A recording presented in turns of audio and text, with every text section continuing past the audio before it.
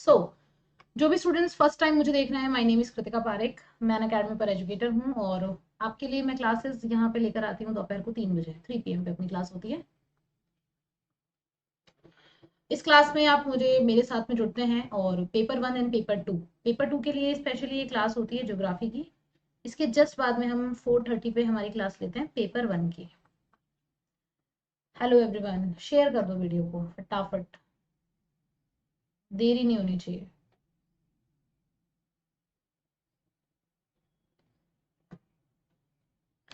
चलिए हम भी बिना किसी देरी के स्टार्ट करते हैं। पहला सवाल मतलब 46 45 तक कल कर चुके हैं, कल का वीडियो नहीं देखा है डे 1 जाके देख लीजिएगा। इसके बाद में अभी बताइए, which of the following option correctly represent the different categories of work status as per the census of India 2011। कार्य की स्थिति की विभिन्न श्रेणियों का सही वर्गीकरण करता है।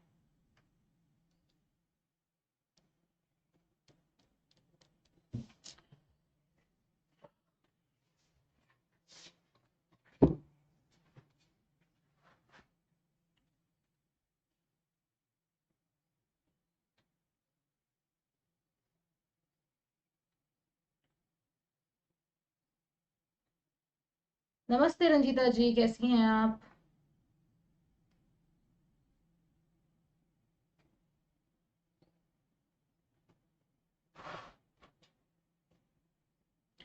आप लोग आंसर दे रहे हैं ऑप्शन नंबर ए, बट देखिए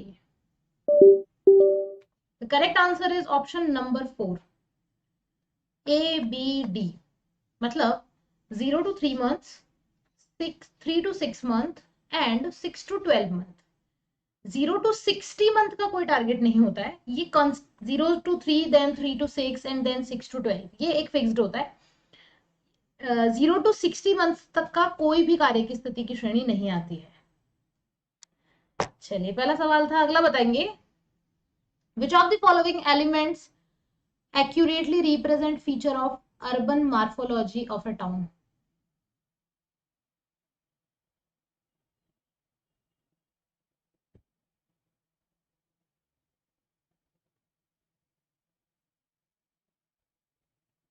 बताइए।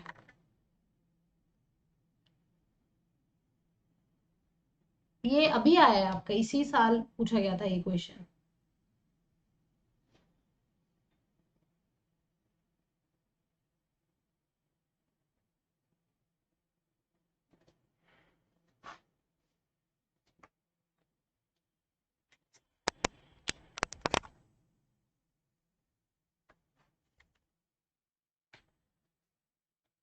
सी मतलब internal structure and arrangements of town. अब किसी भी नगरीय आकृति की विशेषताएं पूछी जा रही है। अगर आपने नहीं भी पढ़ा है तो आपको यहाँ पे वो यूनिवर्सल फैक्ट देखने हैं जो हर जगह रिक्वायर्ड होते हैं। फॉर एग्जाम्पल, किसी भी नगर के अंदर कस्बों की व्यवस्था कैसी है, इंटरनल स्ट्रक्चर कैसा है। जैसे हम आज की डेट में चंडीगढ़ की बात करते हैं। चंडीगढ़ का जो प्लान है वो मास्टर प्लान कहलाता है और वो बहुत ही वेल मैनेज्ड सिटी है। उसी की तर्ज पे भारत के बाकी कई शहरों का विकास किया गया है, तो कहीं ना कहीं वो उसकी आंतरिक संरचना और उसकी व्यवस्था को बताता है। एक होगा arrangements of road and building in town. Obviously ये सब चीज देखी जाती है, रोड्स हो गया, बिल्डिंग्स हो गई, रेलवे लाइंस हो गए, एयरपोर्ट्स हो गई, होटल्स हो गई, हॉस्पिटल्स हो गई, इन सब का मैनेजमेंट होगा। बी ऑप्शन भी करेक्ट है। इसके बाद में आपका सी ऑप्शन आता है function zone within a region और डिस्ट्रिक्ट।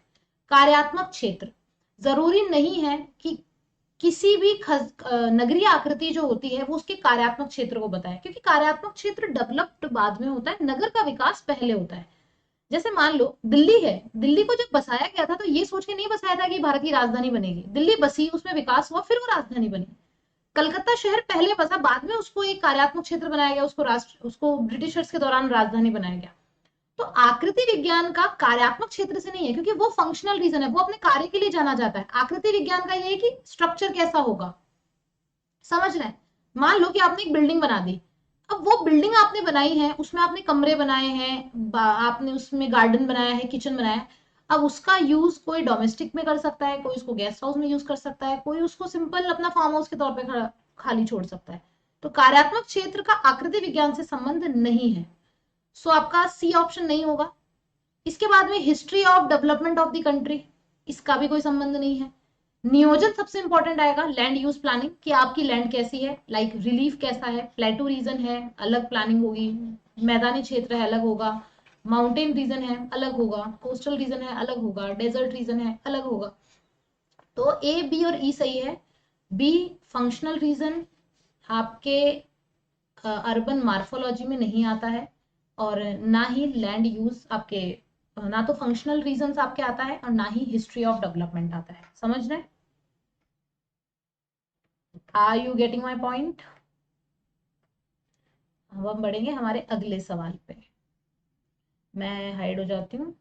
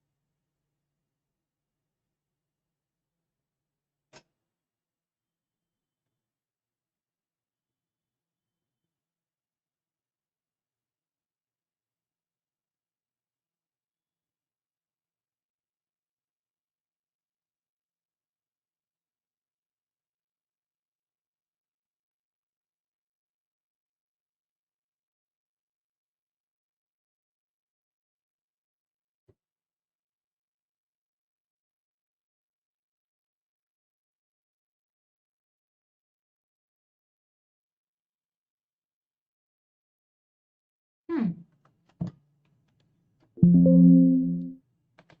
आंसर आप लोग क्या दे रहे हो?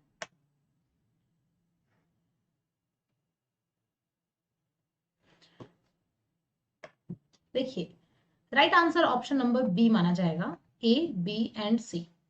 कॉफी की अगर अपन बात करते हैं तो कॉफी इथोपिया का एक नेटिव प्लांट है। ये इथोपिया में सबसे पहले हुआ था और फिर बाद में ये रेड सी होते हुए यमन के रास्ते से साउथ आपके अरेबियन कंट्रीज में पहुंचा था, और फिर उसके बाद में ये इंडिया आया था रेड सी से होते हुए।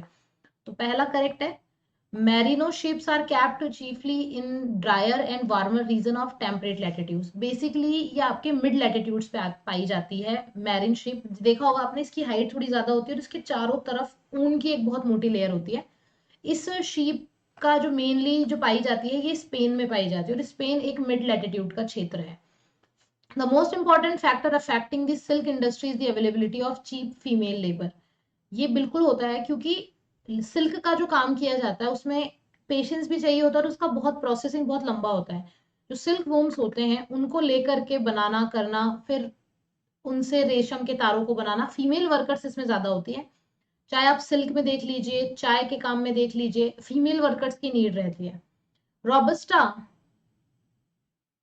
Coffee is the most important in the world trade among three major types of coffee. जी नहीं। और कॉफी कंटेन्स टैनिन एसिड। चलिए देखिए यहाँ पे क्या है, दो तरह के पॉइंट्स हमारे सामने निकल करके आए हैं। एक मिनट।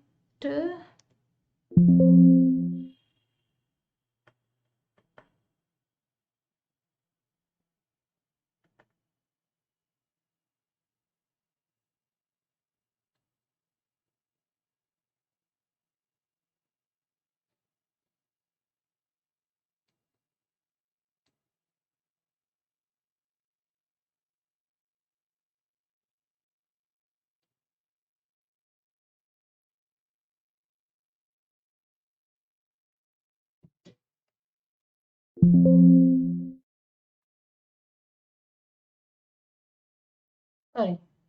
हाँ जी, बैक टू द टॉपिक। हम लोग बात कर रहे थे coffee contains tannin acid. Coffee के अंदर टैनिन एसिड पाया जाता है। देखिए कॉफी एक्चुअली अपने नेचर में एसिडिक होती है, लेकिन कॉफी में सिट्रिक एसिड भी एक अच्छे खासे अमाउंट में पाया जाता है।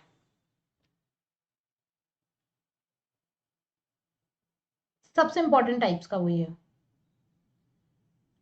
नेक्स्ट है, which of the following measures are considered in the United Nations human development index. HDI में कौन सा संयुक्त राष्ट्र मानव विकास सूचकांक सम्मिलित है?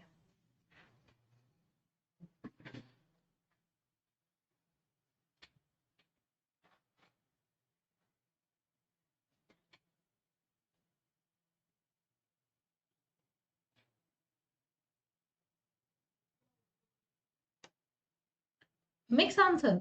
पर capita income, literacy, life expectancy, infant mortality rate, per capita energy consumption. Guys option number A, B and C. देखिए, per capita income most important है, लिटरेसी, लाइफ एक्सपेक्टेंसी। अभी भी जो मेजरमेंट आता है उसमें इन्फेंट मोर्टालिटी रेट मतलब शिशु मृत्यु दर और प्रति व्यक्ति का जो ग्रुप को शामिल नहीं किया गया है, ये तीन बेसिक्स में आते हैं, क्योंकि लिटरेसी के ऊपर ही डिपेंड करती है बाकी दो चीजें। Next, consider the following assumption of regression analysis. प्रतिगमन विश्लेषण की निम्नलिखित पूर्व धारणा पर विचार करें।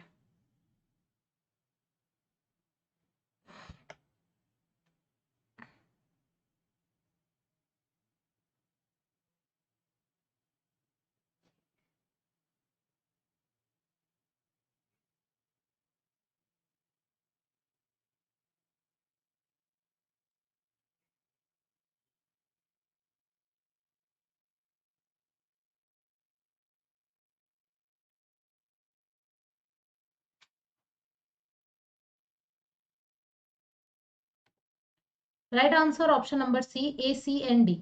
The values of dependent variable are normally distributed. आश्रित चर का मान वितरित होता है। The variance of dependent variable is constant for all various of the independent variable. And the D, the value of the residuals are important to each other. C होगा, अवशिष्टों के मूल्य का वितरण विषम होता है, ये गलत है। Next, consider the following statement about transport and infrastructure in India.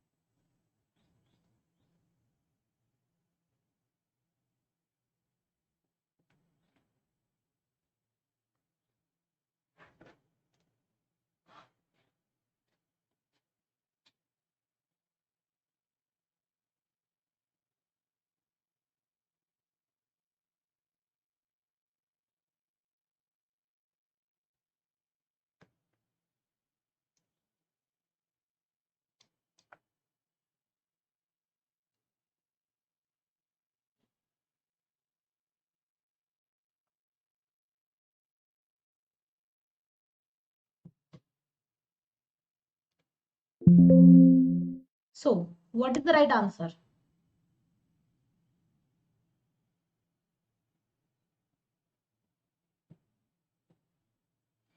I think guys यहाँ पे जो आपका आंसर होगा वो ऑप्शन नंबर डी होना चाहिए, क्योंकि रिसेंटली इंडियन रेलवे जो है उसको 19 जोन में डिवाइड किया गया है, 19 जोन में डिवाइड किया गया है। तो यहाँ पे करेक्ट आंसर आपका ऑप्शन नंबर 4 होगा।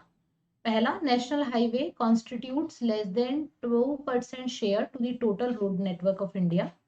BRO, Border Road Organization, has taken a project for construction of infrastructure facilities like schools, hospitals, and etc.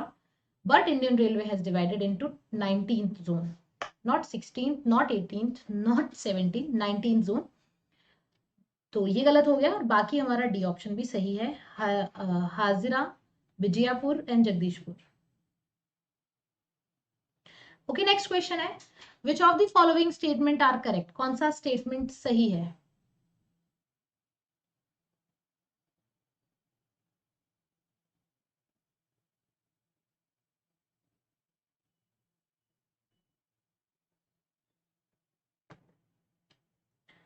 A, B, सी या फिर D?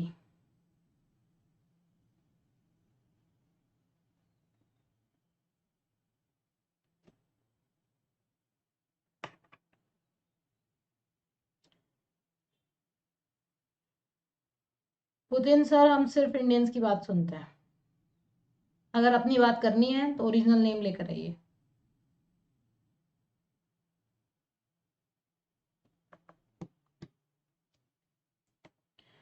C, C is the right answer.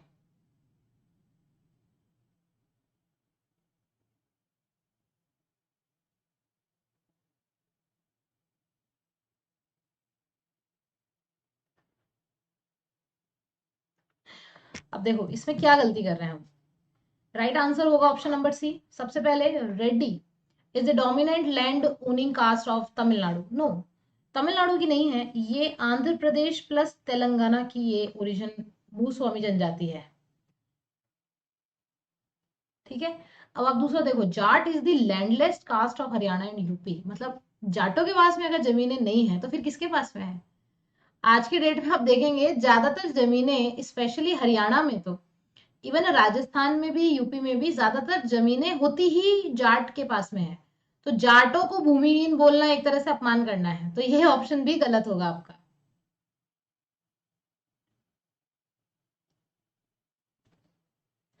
सही answer option number C कि Kurmi is the Kurmi is the agrarian caste of eastern India, Patel is the land owning caste of western India, and Namboodiri are the Brahmins of Kerala. C सही है। Scorpio कहां से आएगी? सही बात है। नेक्स्ट है, which of the following statements are correct about Chinese contribution to geographical thought. चीनी विद्वानों के कंट्रीब्यूशन से सवाल आया है।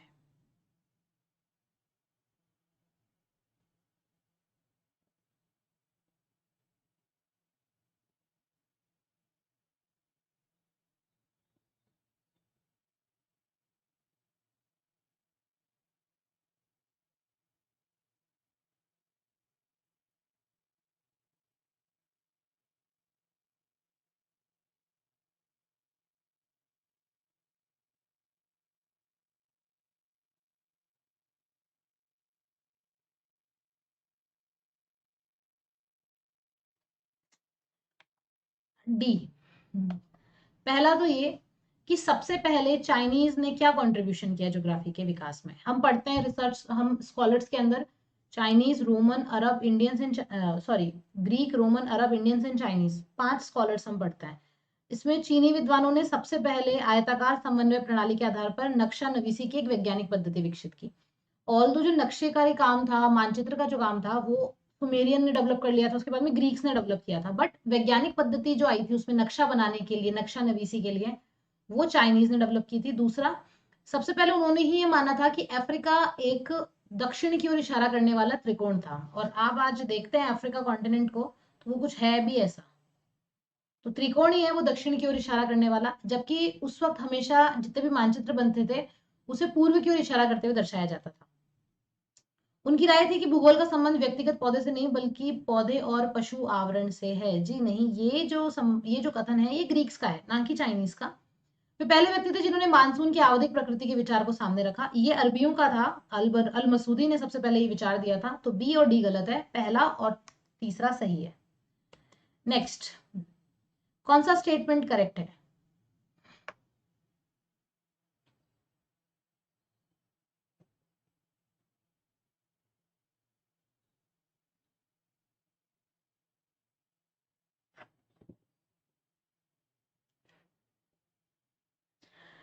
रंजिता जी, मैं भी कुछ ऐसा ही सोच रही थी कि जैसे तो मैम चाय पी लूं क्या, वैसे पूछ रहे हैं मैम बीएड कर लूं क्या।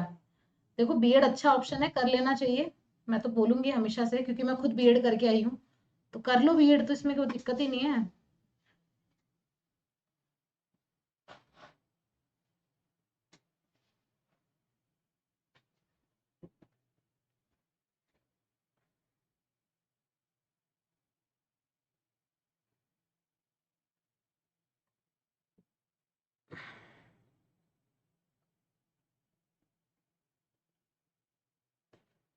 राइट आंसर ऑप्शन नंबर दूसरा, पहला, knowledge processing outsourcing cum under quinary service, मतलब चौथे में आती है ये। और दूसरा है D, outsourcing is coming to countries like India due to availability of cheap and skilled worker.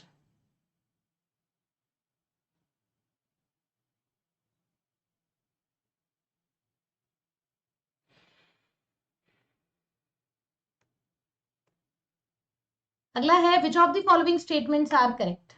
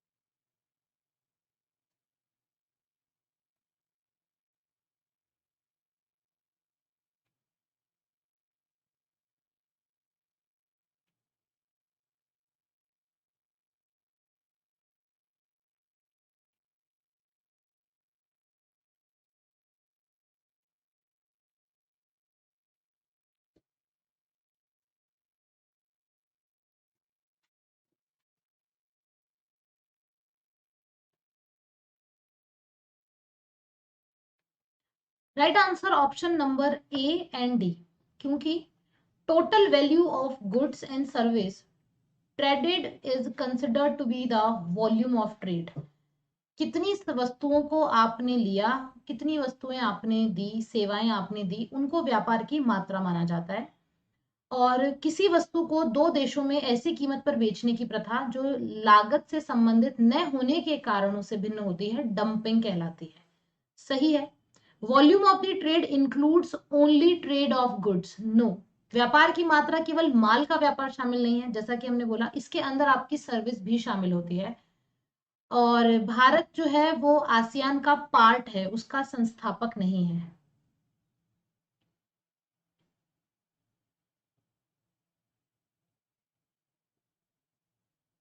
Next.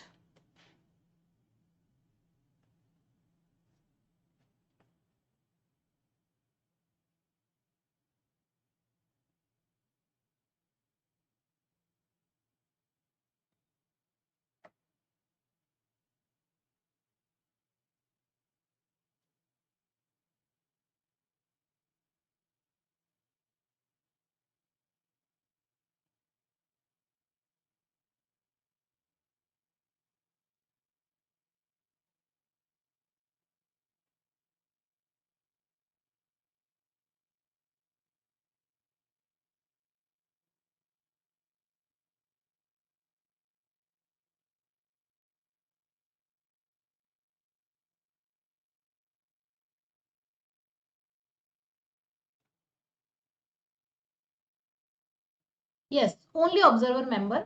देखिए, इंडिया जो है सबसे पहले 1992 के अंदर इसका एक सेक्टरल डायलॉगर पार्टनर बना था। उसके बाद में 1996 के अंदर वो उसका रीजनल फोरम में भी एक उसकी उसने अपनी मेंबरशिप ले ली थी। ठीक है, तो ऐसा नहीं बोल सकते हैं कि बिल्कुल भी उसका हिस्सेदारी नहीं है, हिस्सेदारी तो है। नेक्स्ट है option number A right answer. पहला A, C and D. B को अगर अपन देखते हैं, the source of renewable energy are mainly forces of nature that are sustainable and that usually causes huge environmental pollution. नवीनीकरणीय ऊर्जा स्रोत एनवायरमेंटल पॉल्यूशन करती है, लेकिन comparative to non renewable resources बहुत कम करती है। कई लोगों का ये मानना है कि नॉन रिन्यूएबल जो रिन्यूएबल एनर्जी होती है लाइक सोलर, विंड, ये बिल्कुल भी पॉल्यूशन नहीं करती है। ऐसा नहीं है। हालांकि एनर्जी जनरेशन में इनका पॉल्यूशन का परसेंट नहीं होता है, बट इनके जो इक्विपमेंट्स लगते हैं, जैसे सोलर सेल्स लगते हैं, पीवी वोल्टेज सेल्स लगती है, सिलिकॉन की प्लेट्स लगती है, एक टाइम के बाद में जब वो खराब हो जाती है तो वो एटमोस्फेयर में पॉल्यूशन ही जनरेट कर रही है। तो मुख्य रूप से प्राकृतिक ताकतें तो होती है, लेकिन पर्यावरण प्रदूषण भारी मात्रा में वो नहीं करती हैं। तो आराम से आप इसको निग्लेक्ट कर सकते थे, बी को।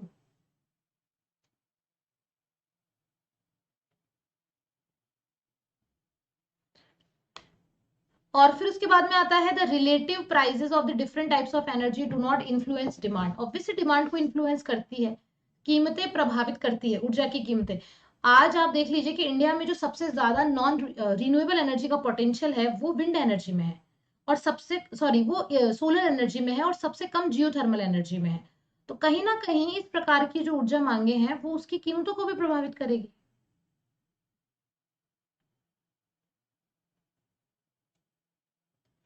अगला, फिर से बताना है कौन सा स्टेटमेंट करेक्ट नहीं है। Do not correct with reference to von Thunen's agriculture location theory.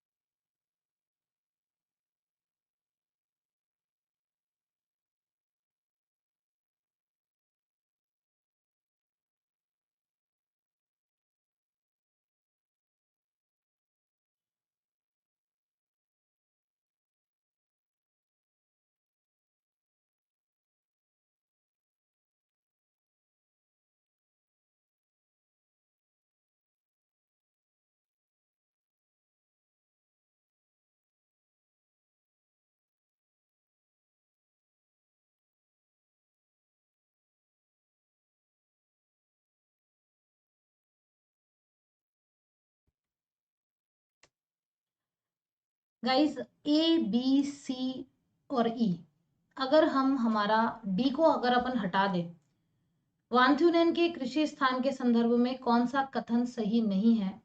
तो ए बी सी और ई सही नहीं है। Firewood and timber production zone has lost its validity, सिर्फ ये सही है। Obviously D. वाई? क्यों क्यों क्यों? रीजन, रीजन इसलिए है, पहली बात तो his idea were based on Weber's concept of economic rent, बिल्कुल भी नहीं। जी हाँ, हमसे ये पूछा गया था कि कौन सा सही नहीं है।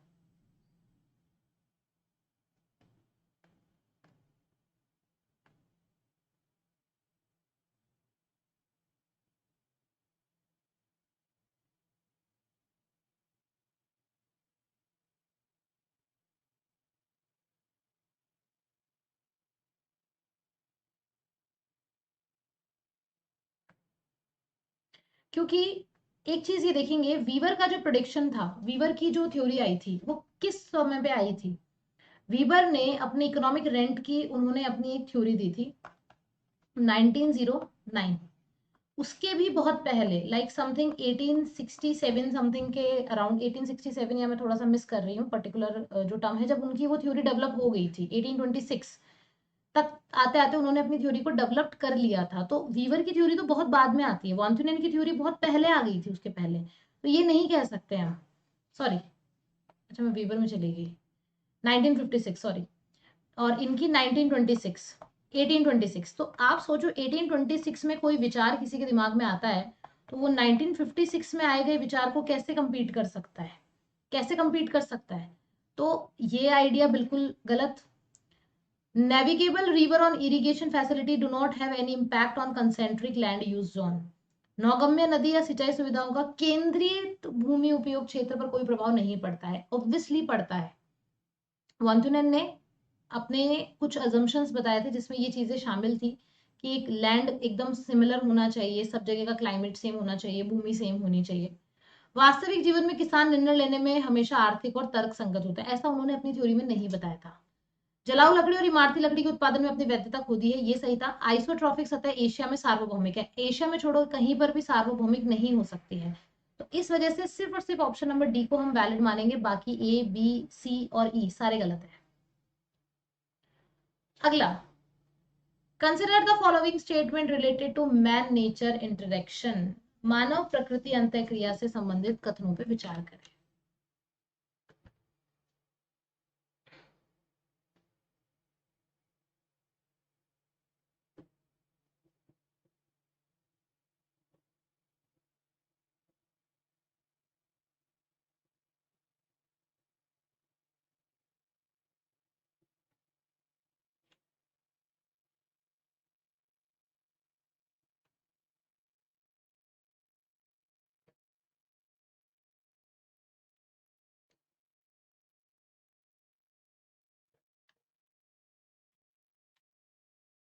Very good. You just eliminate the option number C, you will get the right answer. If you just eliminate the option number C. Why we eliminated this? Just because of this only statement. Only. Only means extreme statement. And extreme statements are always harmful for your marks. याद रखना, केवल महानगरीय क्षेत्रों से जुड़ी हुई है। अब अगर हम तो ज्योग्राफी के स्टूडेंट है, हमें तो महानगर, नगर सबकी डेफिनेशन पता है, तो महानगरीय इसका मतलब नगरीय क्षेत्रों में नहीं है, नगरीय क्षेत्रों में भी है। इवन आज की डेट में आप देखेंगे स्लम बसावट जो है, एक अगर कोई गांव ग्रामीण इलाका है, ग्रामीण इलाके से कोई सड़क जा रही है, तो वो सड़क के आसपास में भी स्लम बसावट हो जाती है। तो स्लम बसावट केवल महानगरीय क्षेत्रों से जुड़ी है, ये स्टेटमेंट 100% एक्सट्रीम था, हमने इसको गलत कर दिया। बाकी आपका बात अगर अपन करते हैं ऑप्शन नंबर ए, तो हिमालय में चीड़, क्योंकि चीड़ जो होता है वो सॉफ्ट वुड होती है, और सॉफ्ट वुड टेम्परेट रीजन में पाई जाती है, तो सॉफ्ट वुड के अंदर आग का खतरा ज्यादा रहता है। और विविध फसलों से मोनोकल्चर में फसलों का पैटर्न का स्थानांतरण भारत के लिए खतरा है। विविध फसलों का मतलब होता है एक टाइम पे बहुत ज्यादा फसल, और मोनोकल्चर का मतलब होता है आप पूरे खेत में सिर्फ एक फसल लगा रहे हो, तो ये खतरा बन रहा है। रबी और खरीफ के मौसम में गेहूं और चावल की वैकल्पिक खेती मिट्टी में नाइट्रोजन को खराब कर देती है। सारे ऑप्शंस ठीक है, ऑप्शन नंबर सी को छोड़ के। अगला बताइए।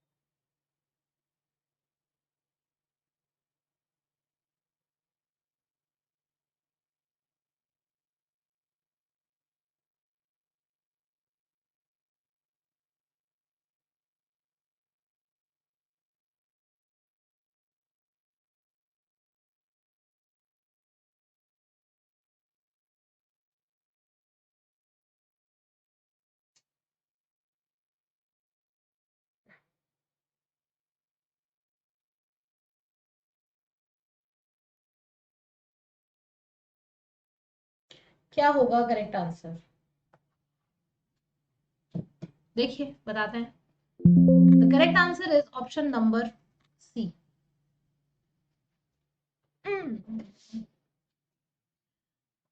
सी। सी इसलिए होगा क्योंकि पहला जो ऑप्शन है, Indira Gandhi canal originate from Harike barrage, यहां तक सही है। At the confluence of Sutlej, यहां तक भी सही है, but not Ravi Beas, because Ravi Sutlej की एक ट्रिब्यूटरी है व्यास। व्यास और सतलज के मिक्सचर, सतलज का जहां पे मिक्सचर मिलती है, जहां पे उससे आगे हरि के बैराज बनाया गया है, जिससे इंदिरा गांधी नहर निकाली गई है। तो ऑप्शन नंबर ए गलत। ए अगर गलत है तो ए को काट दो, डी को काट दो, बचा बी और सी में से कोई एक, क्योंकि डी, या तो आप बी को चूज कर लो या सी को चूज कर लो। अब हम बात करते हैं, Gujarat accounts the second largest mangrove forest in India. दूसरा बोल रहा है, क्योंकि फर्स्ट नंबर पे वेस्ट बंगाल है, ये तो हमें पता है, दूसरे नंबर पे गुजरात है, तो डी डेफिनेटली होगा। डी डेफिनेटली है तो बी को भी काट दो।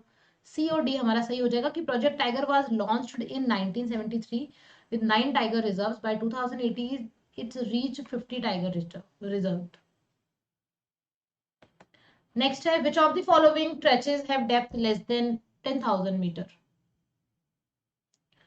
निम्नलिखित में से किस खाई की गहराई 10,000 मीटर से कम है?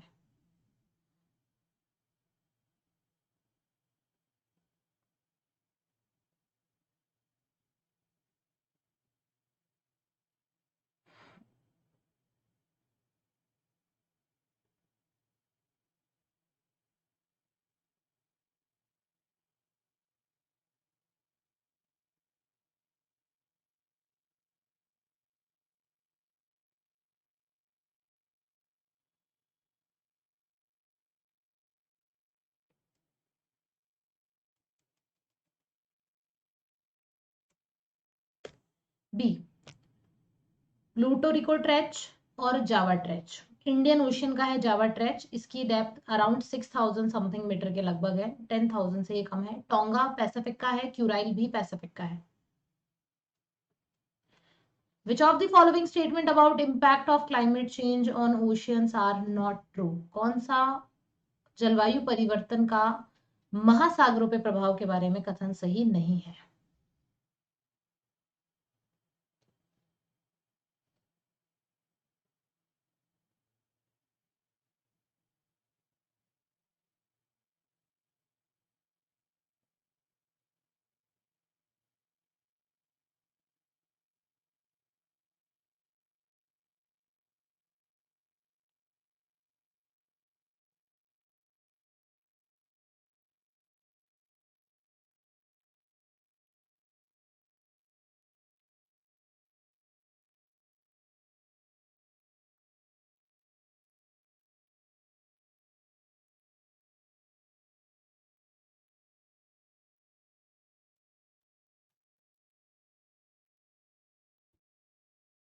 ए, बी, सी या फिर डी? आप अगर एक ऑप्शन देख लोगे ना तो आपको आंसर बहुत क्लियर हो जाएगा। तो जो मैं आंसर देखा देख सकती हूँ, नोबडी इज आंसरिंग करेक्ट। जल्दी से 10 सेकंड का टाइम है, पढ़िए और आंसर बताइए। चलिए अब थोड़ा आंसर आने लगा है। ऑप्शन नंबर डी, अंकित, स्वाति, रंजीता जी, विशाल ने आंसर किया है। D is the right answer, क्योंकि हमसे पूछा गया है विच इज नॉट ट्रू, कौन सा सही सत्य नहीं है। तो आप देखेंगे कि the ocean have become less acidic over the past few years. Guys, after the industrial revolution, oceans have become 30% more acidic. 30% more acidic after the industrial revolution. Industrial revolution after 1850 आपके स्टार्ट हो गई थी, मतलब लगभग लगभग इसको आपके 200 साल भी नहीं हुए हैं, 200 साल में 30% से ज्यादा का इंक्रीमेंट लगा है एसिड के मामले में, तो ये गलत है। Sea surface temperature has increased during the last century, obviously global warming होगी तो सी सरफेस का टेम्परेचर भी इंक्रीज होगा। Sea level has risen at the rate approximately 16th of an inch since 1880, ये आ गया ना आफ्टर इंडस्ट्रियल रिवोल्यूशन, सही है। Ocean will store less carbon dioxide, guys oceans are the biggest carbon sink, सबसे ज्यादा carbon sink ही oceans में होता है, specially in Atlantic ocean and Pacific ocean. तो डी ऑप्शन भी आपका गलत है, सी आंसर हम कर देंगे ऑप्शन नंबर 4 को। नेक्स्ट है which of the following statement are correct about Coriolis forces, कौन सा कोरियालिस बल के बारे में कथन सही है।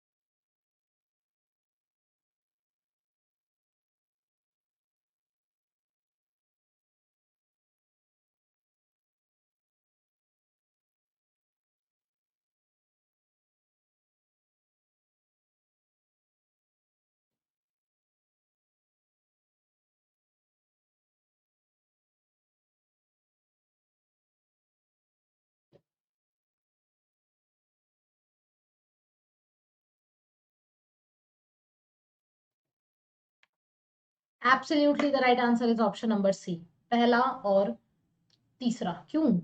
क्योंकि हमसे पूछ रहे हैं करेक्ट बताना है आपको। पहला अगर आप देखेंगे Coriolis force is present in all motion relative to earth. For example earth का एक सबसे इंपॉर्टेंट मोशन होता है उसका रोटेशन, रोटेशन में कोरियालिस फोर्स लगता है, इसीलिए हमारे अर्थ सरफेस पे विंड्स चलती है। आज की बात बताती हूँ, आज मैं स्पेशल क्लास ले रही थी, कोरियालिस फोर्स से रिलेटेड क्वेश्चन आया, तो उसमें एक स्टेटमेंट ये था कि कोरियालिस फोर्स लैंड पर आते ही बंद हो जाता है, मतलब कोरियालिस फोर्स सिर्फ ओशियंस के ऊपर ही काम करता है, लैंड पे काम ही नहीं करता है। और आप मानोगे नहीं, क्लास की 50% ने उस ऑप्शन को सही किया था। तो ये एक बेसिक अंडरस्टैंडिंग आप में अभी तक भी नहीं आई शायद कोरियालिस फोर्स को लेके, जब ये साफ लिखा है कि Coriolis force is present in all motion relative to earth, तो अर्थ का जो मोशन होता है वो ओशियंस पे भी उतना ही लागू होता है जितना लैंड पे लागू होता है, तो ये दोनों पे पाया जाता है। और साथ ही साथ इससे जो कोरियालिस फोर्स रिलेट होता है उसी से हमारा विंड्स का सर्कुलेशन प्रॉपर रहता है, ये आपके करेक्ट आंसर माना जाएगा। Coriolis force is maximum at equator and zero at poles, मैंने आपको बहुत बार ये चीज समझाई है। अगर आपको लैटिट्यूड्स आते हैं, जैसे कि 0 डिग्री लैटिट्यूड डिस्क्राइब करता है इक्वेटर को एंड 90 डिग्री लैटिट्यूड डिस्क्राइब करता है पोलर एरिया को, तो 0 degree latitudes means 0% Coriolis force and 90 degree latitudes means highest Coriolis force. आप अक्षांशों के जरिए कोरियालिस बल की मात्रा को पहचान सकते हैं, जितना नीचा अक्षांश उतना कम कोरियालिस, जितना ऊंचा अक्षांश उतना ज्यादा कोरियालिस। तो Coriolis force is maximum at pole and zero at equator, क्योंकि जीरो ही इक्वेटर के लैटिट्यूडनल लाइंस होती हैं। The strength of Coriolis force varies with the speed of motion and also decrease with the latitudes. Obviously हमने बात की कि जैसे जैसे आप कम लैटिट्यूड पे आओगे उसकी स्ट्रेंथ डिक्रीज होगी, हाई लैटिट्यूड पे जाओगे स्ट्रेंथ इंक्रीज होगी। The amount of deflection caused by Coriolis force varies according to the rotation of Earth. Guys, यहाँ पे longitudes का तो कोई मतलब ही नहीं है, लैटिट्यूड्स लिखा होता तो हम इसको मानते, लॉन्गिट्यूड्स से ये मतलब ही नहीं रखता है। लॉन्गिट्यूड की अगर मैं आपसे बात करूं तो जो लाइन पोल एरिया पे जाती है, पोलर पे जो, मान लीजिए कि मैंने आपको ये बोला कि 80 डिग्री लैटिट्यूडनल लाइन है, तो 80 degree latitudinal line polar area से भी गुजर रही है और वही सेम लैटिट्यूडनल लाइन इक्वेटर से भी गुजर रही है, तो इसका मतलब दोनों के अंदर वेरिएशन होना चाहिए था, लेकिन ऐसा नहीं होता है। क्यों? क्योंकि हम कोरियालिस फोर्स का जो डिस्क्रिप्शन देते हैं वो अकॉर्डिंग टू लैटिट्यूड्स देते हैं, नॉट लॉन्गिट्यूड। समझ में आ गया? इसीलिए गलत हुआ है लॉन्गिट्यूड्स की वजह से। And what is the object, what is object, वस्तु के अनुसार बदलती है। वस्तु बोले तो क्या, पहाड़, पर्वत, मैदान? जी नहीं, इक्वल है, because Coriolis force is present in all motion relative to earth. ठीक है, next, which of the following data are sources of proxy data for climate change study? निम्नलिखित में से कौन सा डेटा जलवायु परिवर्तन अध्ययन के लिए प्रॉक्सी डेटा का सोर्स है?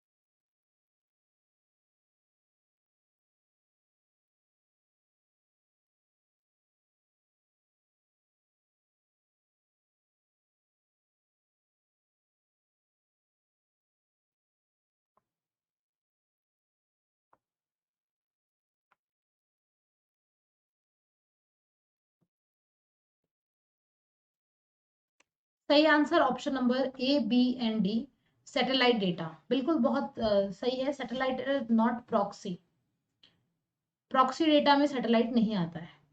बाकी आप हिस्टोरिकल देख लीजिए, सी फ्लोर सेडिमेंट देख लीजिए, फॉसिल्स देख लीजिए, satellite data are accurate. Next है, which of the following statements are correct with regard to the effects of global warming?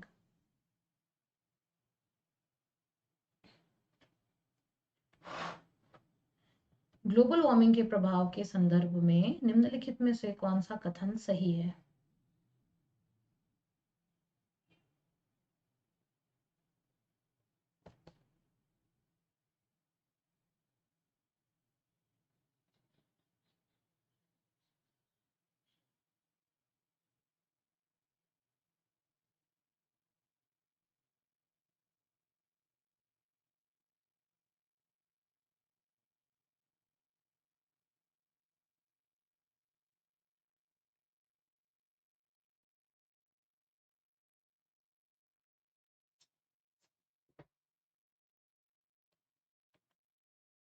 Answer है ऑप्शन नंबर सी,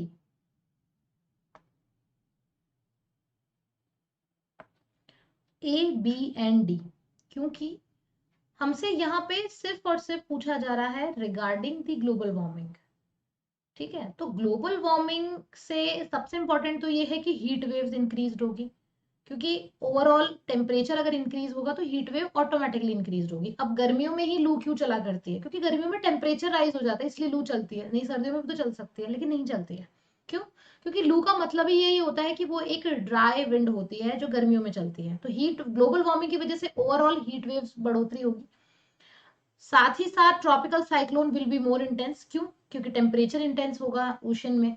टेम्परेचर अगर बढ़ेगा तो ह्यूमिडिटी बढ़ेगी, ह्यूमिडिटी बढ़ेगी तो साइक्लोन का फॉर्मेशन इजीली हो पाएगा। TT, it's likely that area affected by draft will increase. सूखे से डिक्रीज, सॉरी, सूखे से प्रभावित क्षेत्र कम हो जाएगा। कम क्यों हो जाएगा? सूखे का क्षेत्र उल्टा बढ़ेगा। अकाल, अगर ग्लोबल वार्मिंग ही बढ़ रही है, आपकी हीट वेव्स अगर बढ़ रही है, चक्रवात के क्षेत्र अगर बढ़ रहे हैं, तो सूखा कम क्यों, किस खुशी में होगा? उसका थोड़ी ना प्रमोशन हो रहा है, सबके साथ में वो भी लपेटे में आएगा, वो भी जाएगा। The model indicate that the some region will experience significantly more precipitation and run off. ये हो सकता है क्यों?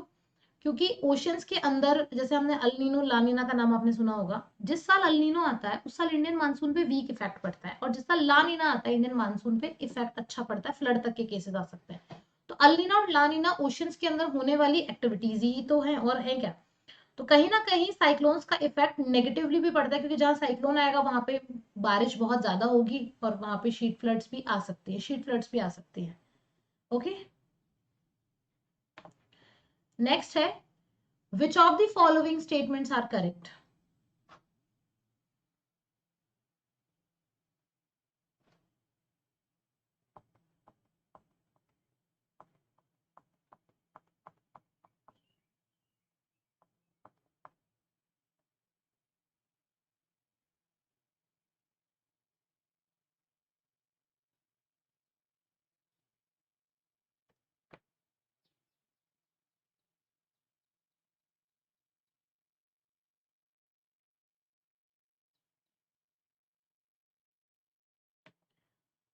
सही आंसर है option number 4, B, C and D only. देखो, the intensity and frequency of tropical cyclone is increasing but economic damage is decreasing. How can it possible? अगर चक्रवात की तीव्रता तो बढ़ रही है लेकिन आर्थिक क्षति कम हो रही है, ऐसा क्यों? नहीं, मतलब कोई बता सकता है कि ऐसा क्यों हो रहा है? नहीं हो सकता है। ऑब्वियसली जहां पे चक्रवात आएगा, चक्रवात ये देख के नहीं आएगा। मान लो कि मुंबई है, मुंबई में चक्रवात आया, वो ये देख के नहीं आएगा कि मैं अंबानी जी के बंगले पे जाऊं या नहीं जाऊं, या मैं अंबानी जी का तो बंगला छोड़ देता हूँ बाकी सब पे चला जाता हूँ। वो हर जगह बराबर जाएगा। तो आपने जहां जहां पे इकोनॉमिक डेवलपमेंट किया, वो वहां वहां पे बर्बादी करेगा ही करेगा। तो पहला होगा, नहीं होगा, किसी कीमत पे नहीं होगा। अरब सागर की तुलना में बंगाल की खाड़ी में अधिक चक्रवात आते हैं, ये फैक्ट है। क्यों? क्योंकि बंगाल की खाड़ी का पहला सबसे इंपॉर्टेंट रीजन ये है कि इसका जुड़ाव पैसिफिक ओशियन से होता है। पैसिफिक ओशियन एक एक्टिव प्लेट है। साथ ही साथ वहां पे आने वाले जो टाइफून होते हैं और साउथ चाइना सी में आने वाले जो तूफान होते हैं, उससे वो रिलेट करता है। साथ ही साथ फ्रेश वाटर का सोर्स वहां पे ज्यादा है, पानी हल्का होता है, रोटेट इजीली करता है। तो बी ऑप्शन आपका करेक्ट है। प्रशांत महासागर में विकसित चक्रवाती सिस्टम का प्रभाव दक्षिण पूर्वी एशिया पे पड़ता है। जैसा कि मैंने आपको बताया कि क्यों बंगाल की खाड़ी में ज्यादा आते हैं, क्योंकि वो वहां के विकसित चक्रवातों का प्रभाव यहाँ पे पड़ता है। 5 से 22 घंटे के भीतर चक्रवात की तीव्रता बढ़ जाती है, बिल्कुल बढ़ जाती है। एक चक्रवात की जो एज होती है वो 7 डेज की मानी जाती है, मैक्सिमम 7 डेज की मानी जाती है, जिसमें उसकी young, matured and old stage तक शामिल होती है। अगला, चलिए, आपके सामने एक तरफ आता है टाइप्स ऑफ वॉल्केनिक इरुप्शन और दूसरा आती है उनके कैरेक्टरिस्टिक्स। आई होप आपको दिख रहा होगा, मैं एक बार हाइड हो जाती हूँ।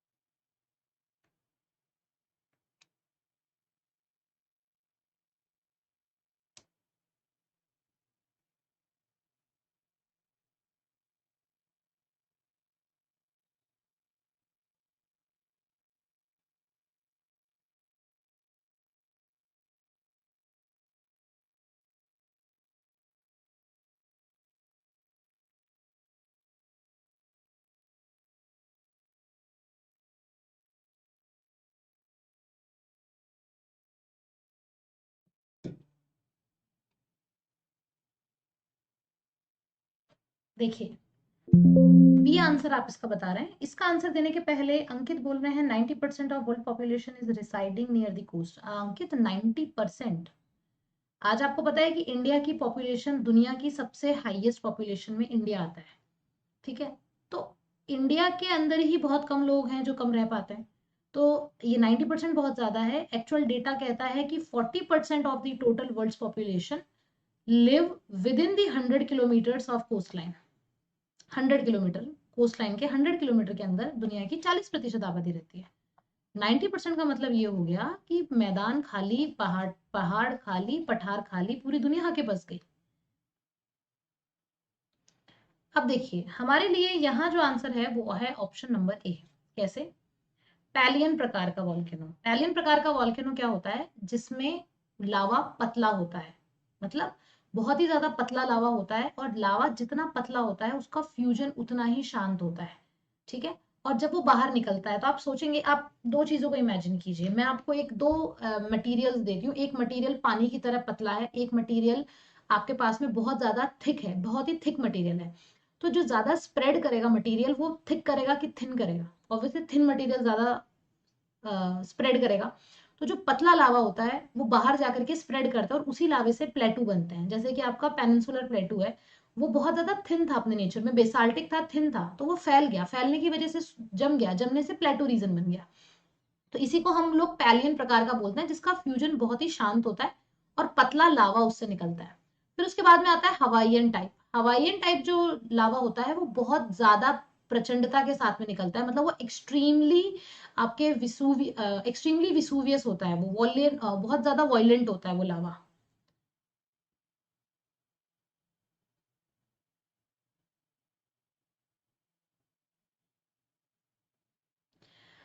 स्ट्रैम्बोलियन टाइप, स्ट्रैम्बोलियन का मतलब होता है कि जिसमें लावे का नेचर कंपैरेटिवली थोड़ा सा थिक होता है, और उसके बाद में जो वल्केनियन टाइप का लावा होता है वो हवा के संपर्क में आने से जम जाता है और वो पतला नहीं रह पाता है।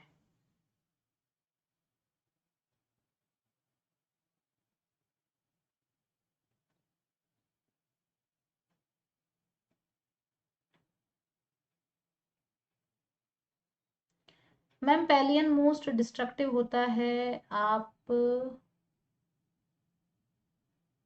क्वाइट बता रहे हैं। एक बार एक काम करो यार, आप रशिया जाओ, एक काम करो, आप भी कर लो सर्च, थोड़ा सा सर्च आप कर लो, ठीक है। मेरे को जरूरत नहीं है सर्च वर्च करने की, मैं कर करा के आती हूँ। अगला, टर्म और किसने कब यूज किया था?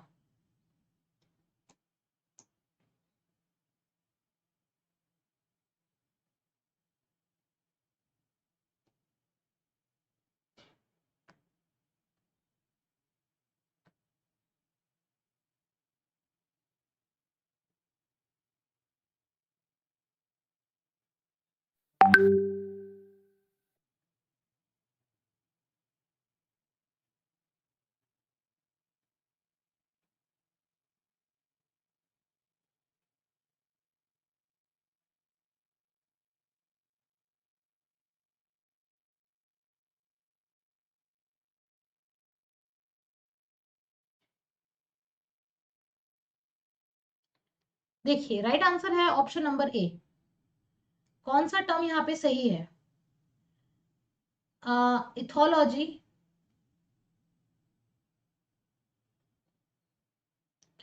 इकोलॉजिकल निचे, इकोलॉजी जो टर्म है, ecology, ecology, which of the following options, choose the correct answer. Ecology is given by Ernest Haeckel. B should be right ना? Ecological niche, Hellier. No, यहाँ पे राइट आंसर बी होगा, sorry, right answer A होगा, क्योंकि जो ecology term है, ecology जो term है वो हैकल ने दिया। नहीं नहीं सॉरी, सही आंसर ए सही है।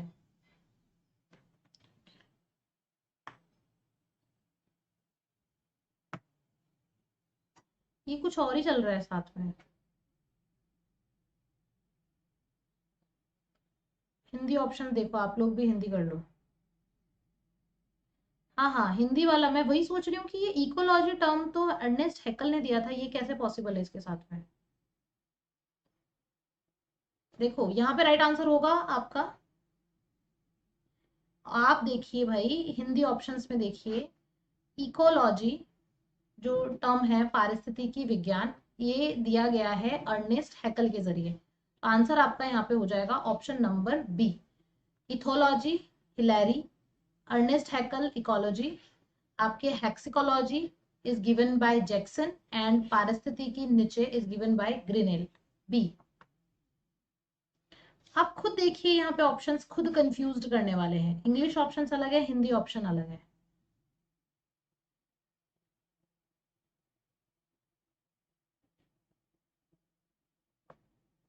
अभी क्लियर है? जहां तक सवाल है वॉल्केनिक का, वो मैं एक बार और करेक्ट कर लूंगी। अगला, इसको तो एक बार आपको जूम करना पड़ेगा।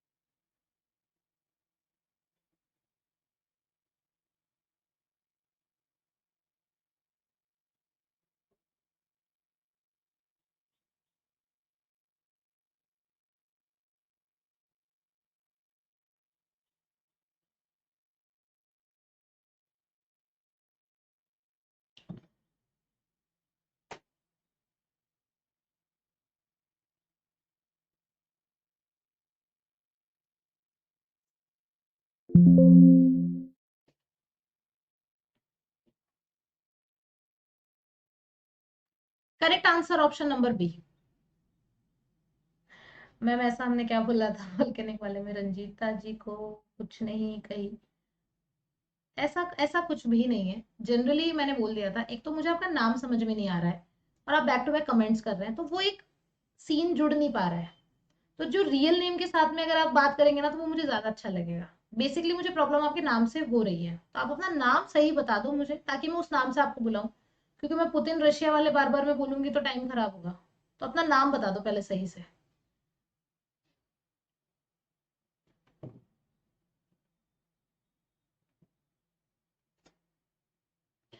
देखिए जी, नेक्स्ट है types of region and example.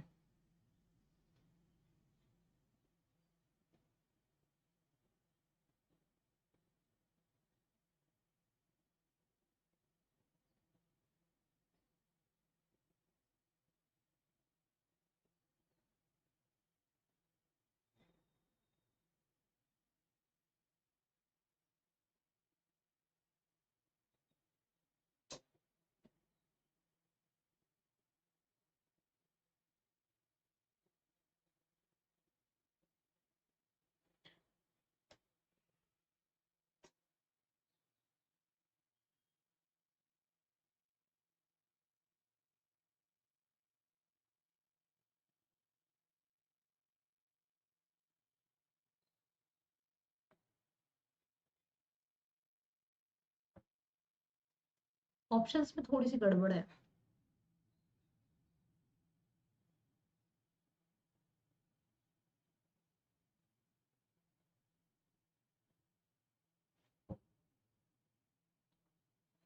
चलिए next, list one with list to.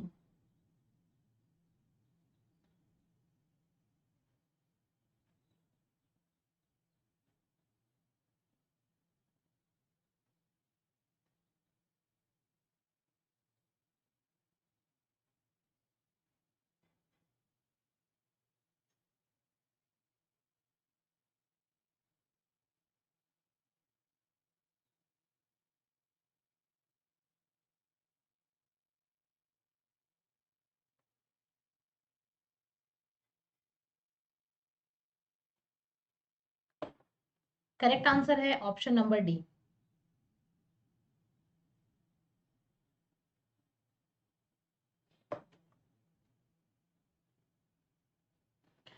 Next,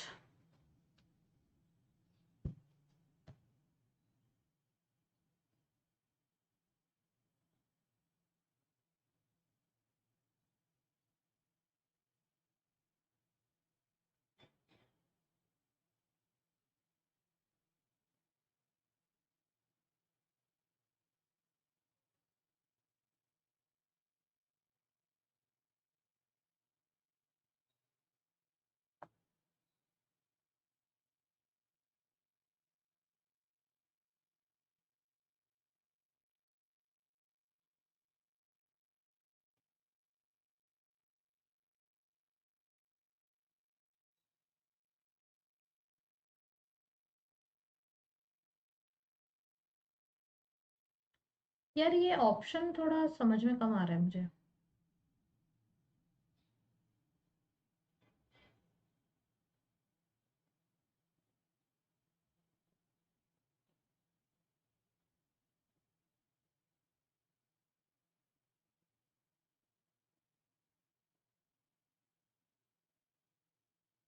बिल्कुल आंसर है ही नहीं इसका।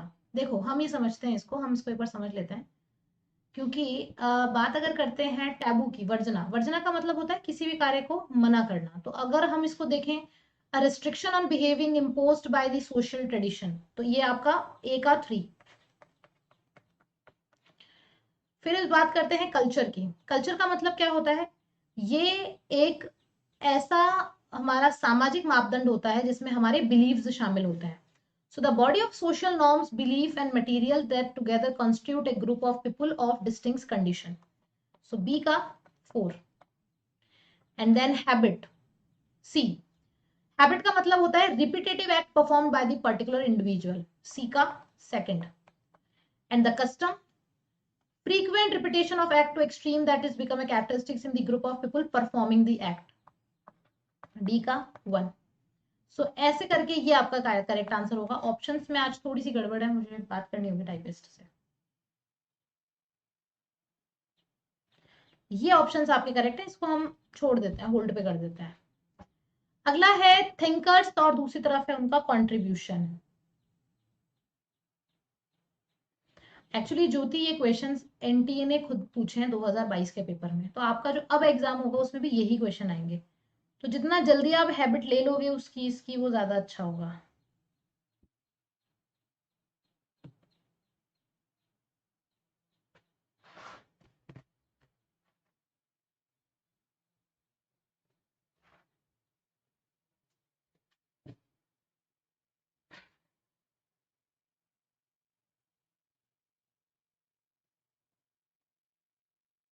इसमें भी यही प्रॉब्लम आ रही है, क्या गड़बड़ करी है। छोड़ो इसको, छोड़ो इनको, छोड़ते हैं अपन।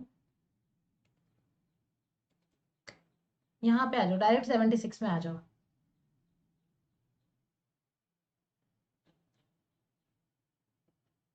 कोई बात नहीं। देखिए राम बुरा मत मानिएगा, बट आप क्लास पर डिस्टर्ब बहुत कर रहे हो। I don't know why, but आप डिस्टर्ब कर रहे हो। कमेंट आप उतना करें जितना जिससे फायदा हो। इधर उधर के कमेंट्स करने से कोई मतलब नहीं है, क्योंकि बाकी लोग जो आंसर कर रहे होते हैं ना वो डिस्टर्ब होते हैं, उनका टाइम जाता है पढ़ने में, कह रहे क्या कमेंट आया, फिर वो पढ़ते हैं, फिर उनको कुछ अच्छा नहीं मिलता।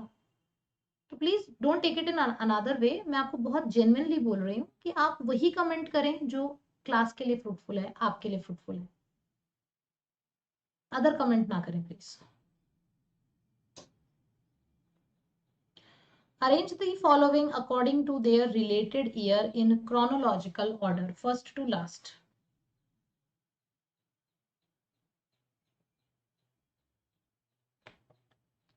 Correct answer option number B. Brundtland commission से ये स्टार्ट होता है और पेरिस एग्रीमेंट 2016 में सबसे लास्ट में जाकर के ये जुड़ता है। B is the right answer. नहीं नहीं, इसमें इतना सॉरी की उसकी कोई बात नहीं है, जनरली मैं ये कह रही हूँ।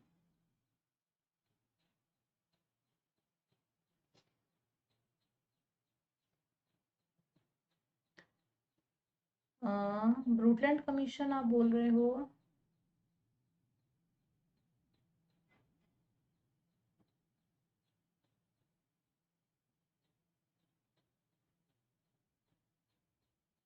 Nineteen 72, no 1987।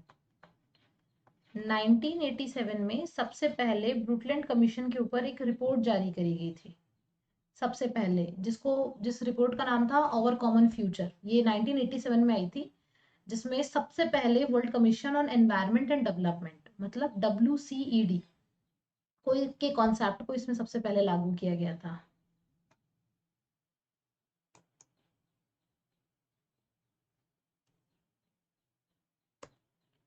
Next,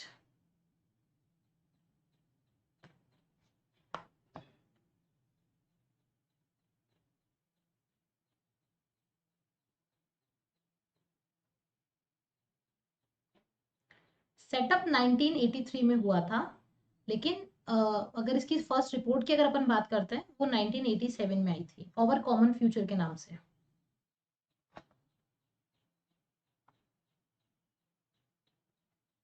yes, commission 1983 में था।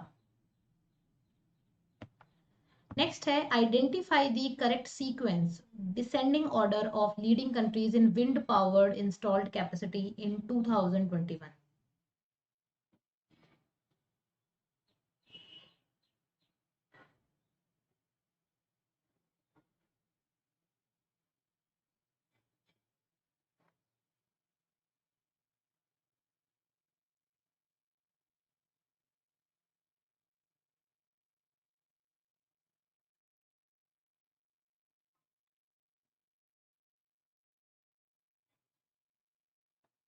राइट आंसर ऑप्शन नंबर सी।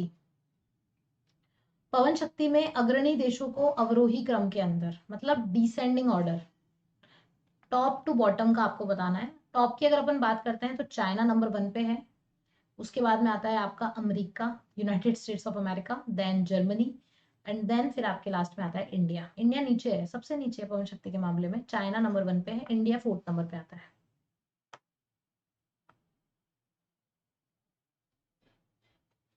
नेक्स्ट है, which of the following is correct descending or sequence of world's largest Mercedes importers?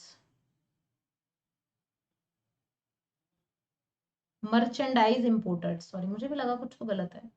Merchandise importers in 2021 as per WTO report.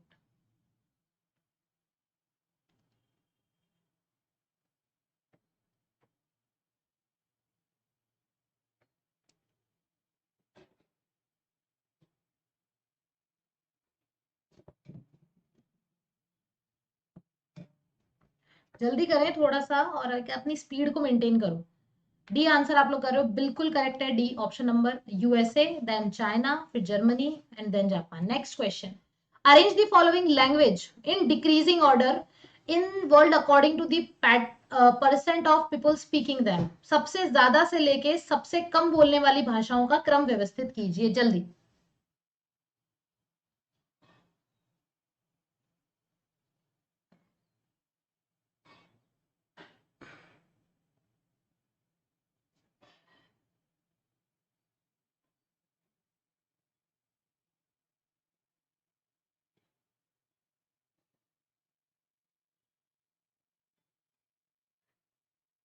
Correct answer है option number 4, सबसे ज्यादा Indo European, उसके बाद में Sino Tibetan, फिर Afro Asiatic, Dravidian and then सबसे कम Japan.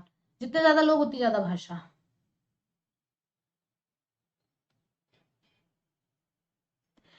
Arrange the following population health policies in India in chronological order from old to recent. कोई बात नहीं, जिसने सी किया है अच्छी, जिसने 4 किया है या जिसने 2 किया है, दोनों के ही आंसर सही हैं।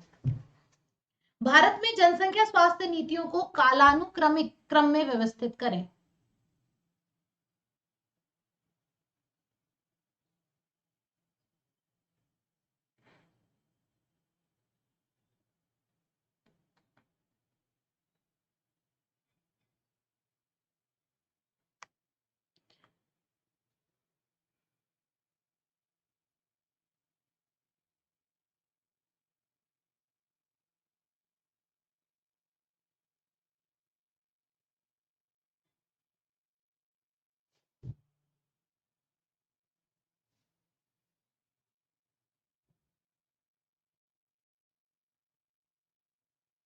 सी, सबसे पहले नेशनल यूथ पॉलिसी और सबसे रिसेंट है national policy for rare disease, दुर्लभ लोगों के लिए राष्ट्रीय नीति। ए करेक्ट आंसर है।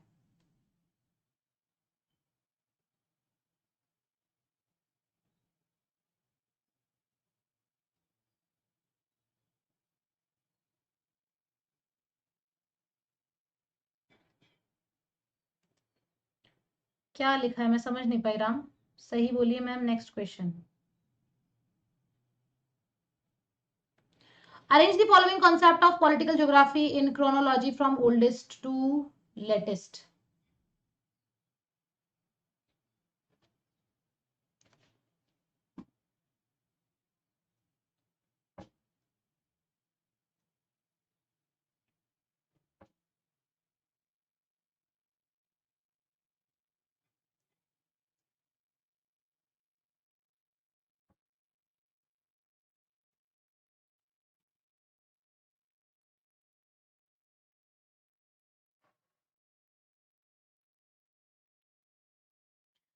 सही आंसर है ऑप्शन नंबर 2।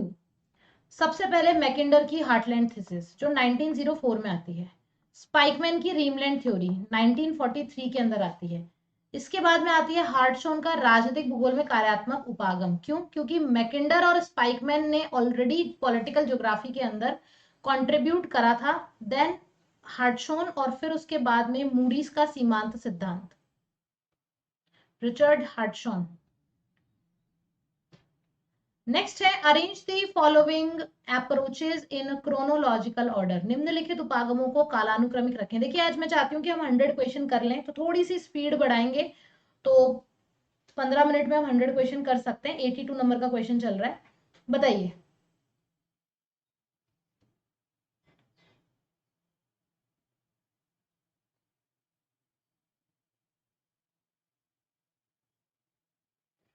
एट्टी टू का सी, जी नहीं, आंसर डी होगा। सबसे पहले हम बात करें कि सबसे पहले की उपागम, सबसे पहले कौन सा उपागम आया था, तो निश्चयवादी उपागम सबसे पुराना उपागम है, मतलब प्रकृति ही सब कुछ है।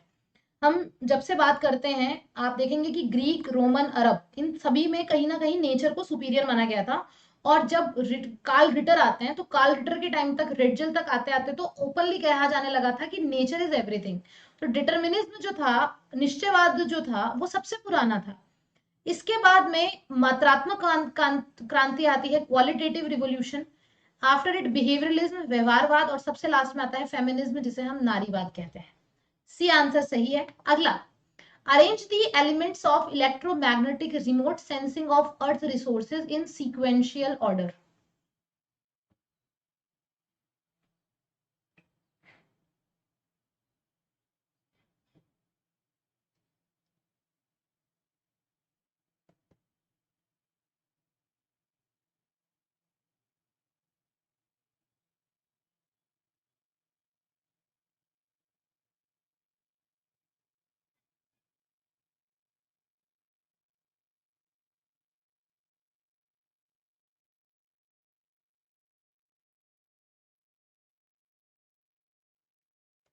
Correct answer option number B,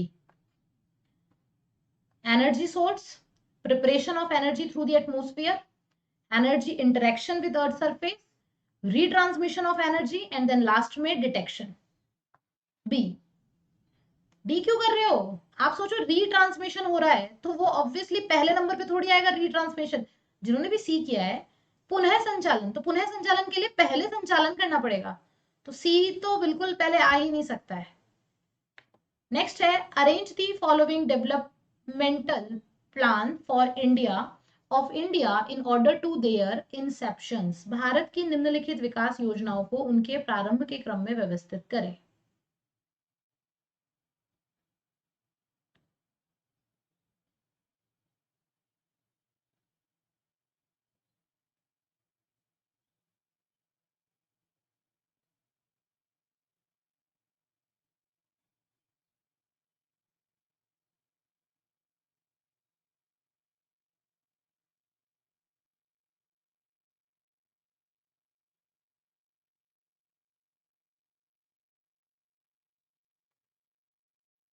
एक आंसर बताइए, ए आंसर सही है। CEDAB, Damodar valley corporation. इसके बाद में आपके drought prone area programme, integrated rural development, disasters development programme, and national capital region. Next है 85 नंबर का question, arrange the following state in descending order on the basis of percentage of forested area out of the total geographic area.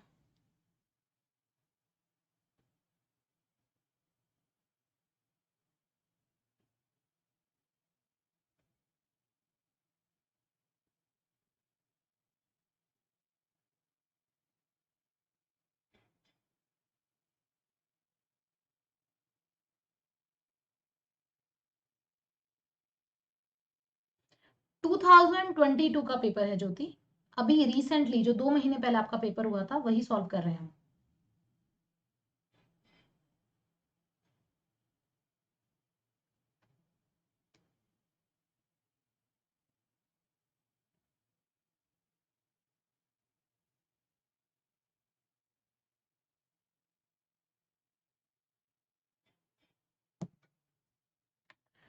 सही answer है option number 2, Kerala, Uttarakhand, Orissa, and then west Bengal. वन क्षेत्र के आधार पे अगर हम इसको डिसेंडिंग ऑर्डर में जमाते हैं तो केरल में सबसे ज्यादा परसेंटेज है और वेस्ट बंगाल में कंपैरेटिवली कम है।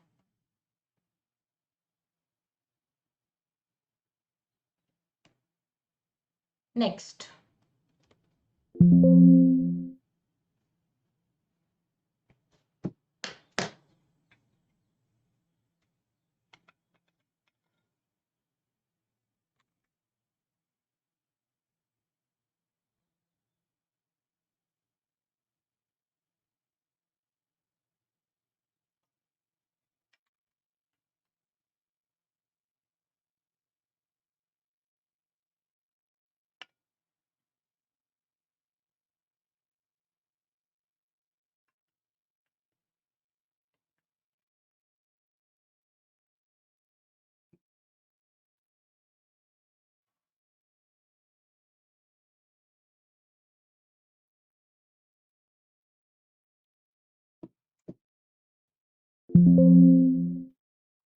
आंसर करेक्ट है option number B. Both A and R correct, but R is not the correct explanation of A. क्यों भाई? इसलिए क्योंकि एक तरफ हम बात कर रहे हैं इकोनॉमिक एक्टिविटीज की, कि इकोनॉमिक एक्टिविटीज के अंदर जितनी ज्यादा कॉम्प्लेक्सिटी एंड डाइवर्सिटी आ रही है, वो डेफिनेटली पॉपुलेशन के अनइवन डिस्ट्रीब्यूशन को इफेक्ट करती है। जहां ज्यादा इकोनॉमिक एक्टिविटीज होगी, इकोनॉमिक ग्रोथ होगी, पॉपुलेशन वहां पे ऑटोमेटिकली अट्रैक्ट होगी। आज कोई भी थार के डेजर्ट में आके अपना घर नहीं बनाना चाहता, सबको चाहिए बढ़िया जगह हो जहाँ पे अपॉर्चुनिटीज हो। सही सी बात है। आर्थिक गतिविधि पर सरकार का बढ़ता नियंत्रण एक महत्वपूर्ण के रूप में उभरता कारक है जो जनसंख्या प्रतिमान को प्रभावित करता है। तो एक तरफ हम आर्थिक गतिविधि से जनसंख्या कैसे प्रभावित हो रही है, और एक तरफ आर्थिक गतिविधि पे सरकार का कैसा नियंत्रण है। दो बातें सेम कॉन्टेक्स्ट में, दो बातें हो रही है। जैसे एक इंसान के अलग अलग रिलेशंस हो सकते हैं, वैसे वैसे एक ही एक्टिविटी के अलग अलग पार्ट्स हो सकते हैं। इस वजह से हम यहाँ पे आंसर ऑप्शन नंबर बी को करेंगे। चलिए फिर से बताइए।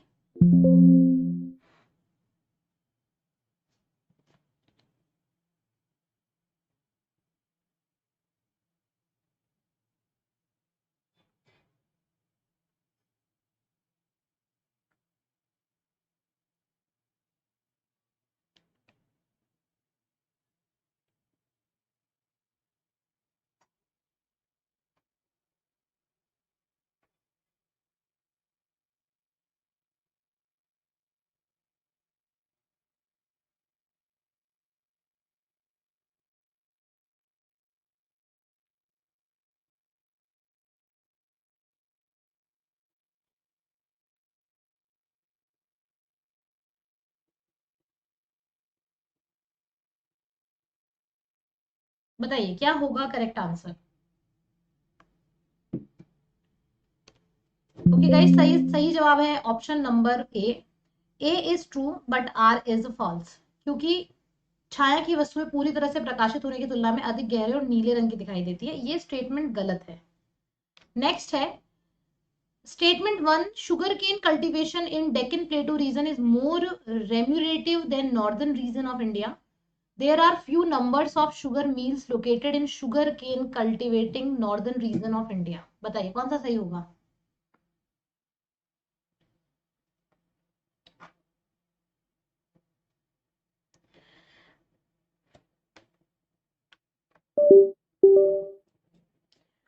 गाइस यहाँ पे दोनों ही स्टेटमेंट्स इनकरेक्ट हैं, दोनों ही इनकरेक्ट हैं। दक्कन के पठारी क्षेत्र में गन्ने की खेती भारत के उत्तरी क्षेत्रों की तुलना में अधिक लाभकारी है। लाभकारी का मतलब क्या है? The both statements are incorrect. क्योंकि दक्कन के क्षेत्र एक तो आ गया आपका पठारी क्षेत्र, दक्कन का पठारी क्षेत्र का मतलब हो गया कि आप साउथ एरिया के अंदर चले गए हैं। भारत के गन्ने उत्तरी क्षेत्रों में खेती करने वाली कुछ चीनी मिलें हैं, मेजर चीनी मिलें स्पेशली नागपुर के अंदर महाराष्ट्र में भारत की सबसे ज्यादा चीनी मिलें पाई जाती है। तो यहाँ पे दोनों कथन गलत सिद्ध होते हैं यहाँ पे। ठीक है, ऑप्शन नंबर बी यहाँ पे सही होगा। नेक्स्ट है statement one, the movement of mineral in an ecosystem is unidirectional. Statement two, the movement of energy in an ecosystem is cyclic.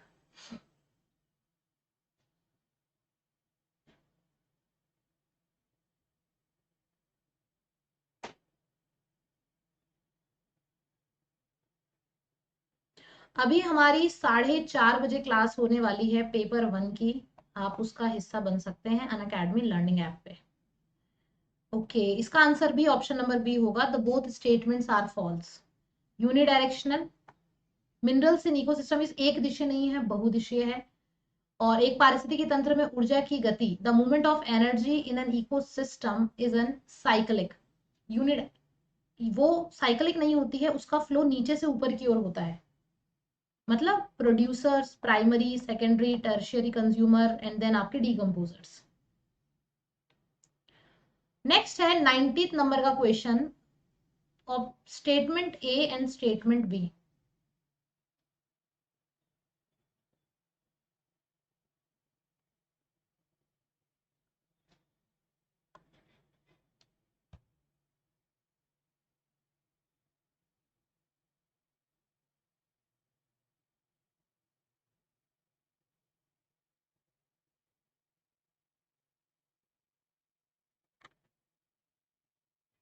Hindi मत पढ़ना प्लीज, इसकी बहुत ज्यादा खराब है, इंग्लिश ही पढ़ना।